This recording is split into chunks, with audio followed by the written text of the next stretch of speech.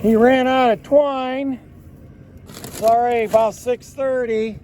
We still got a lot of hay to bale. I do not know if we are gonna make it.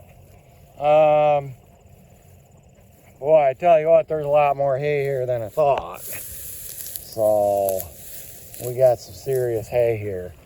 I was gonna take this to where we were gonna stack, but being that's on the trailer and I had an emergency run over here, that's dangerous.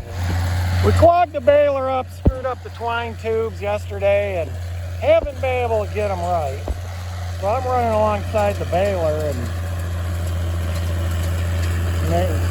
pulling the twine through them so it wraps.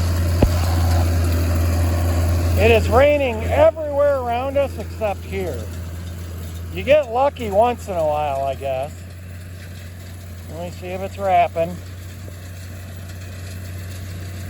Okay, he's got the PTO still going, so it's wrapping.